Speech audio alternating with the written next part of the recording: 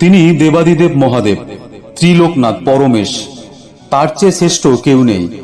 বেদব্যাসের বৃহৎ শিব পুরাণে রয়েছে, শিব হতে শ্রেষ্ঠতর কিছুমাত্র নাই, শ্রী শিব সবার শ্রেষ্ঠ জানিবে সবাই। এই শিবই শস্য শ্যামল বাংলার বুকে স্ফীত পেট, গোপদারিময় ভোলানাথ। বঙ্গ সংস্কৃতিতে তিনি মিশে গিয়েছেন সেই কবে, কিন্তু সে প্রসঙ্গ পরে।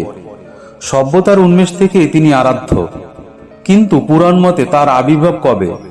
বিশ্বপতি তিনি, সমগ্র বিশ্বের অধিপতির জন্ম হয়েছিল কিভাবে? বৃহৎ শিবপুরাণ অনুযায়ী কল্পে কল্পে ব্রহ্মা বিষ্ণু লভেন জনম, কল্পে কল্পে হয় সর্ব বিশ্বের সৃজন।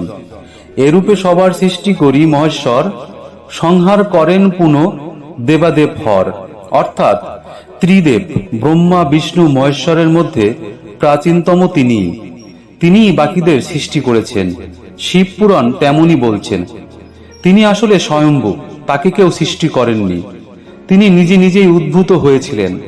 যখন কিছু ছিল না তিনি ছিলেন, আবার যখন সব ধ্বংস হয়ে যাবে তখনও তিনি থেকে যাবেন।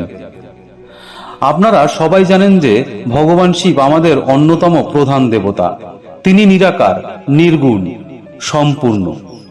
প্রত্যেক মানুষের এটা জানার ইচ্ছা থাকে যে ভগবান শিবের জন্ম কিভাবে হয়েছিল, বা ভগবান শিবের পিতাই বা কে।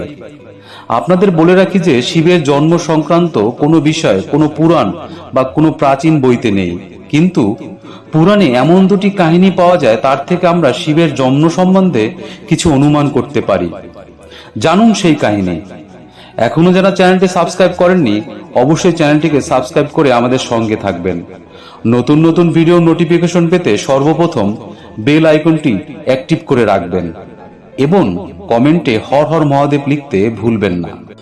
প্রথম কাহিনী। বহুকাল আগে একবার ভগবান শঙ্করের যখন সৃষ্টি তৈরি করার প্রয়োজন হলো, তখন তিনি শ্রী বিষ্ণুর আবির্ভাব ঘটালেন। তিনি বিষ্ণুকে ধ্যান করতে বললেন। নারায়ণ যখন ধ্যানে মগ্ন, তখন তার চারদিকে সাগরের সৃষ্টি হলো। সেই সাগরে যেহেতু বিষ্ণু একাই কঠিন বস্তু, তাই বিষ্ণুর নাভিকমল থেকে পদ্ম এবং পিতামহ ব্রহ্মার আবির্ভাব হলো। পিতামহ ব্রহ্মাও গভীর ধ্যানে মগ্ন হয়ে থাকলেন। এইভাবে কোটি কোটি বছর কেটে গেল। তারপর যখন তাদের ধ্যান ভঙ্গ হলো, তারা নিজেদের মধ্যে বিবাদ শুরু করে দিলেন, এই নিয়ে যে কে আগে জন্মেছেন বা কে সর্বশ্রেষ্ঠ। শেষে তাদের বিবাদ যুদ্ধ পর্যন্ত গড়িয়ে গেল। যেহেতু বিষ্ণু এবং ব্রহ্মা সমান শক্তিশালী, তাই এই যুদ্ধ হাজার হাজার বছর ধরে চলতে লাগলো।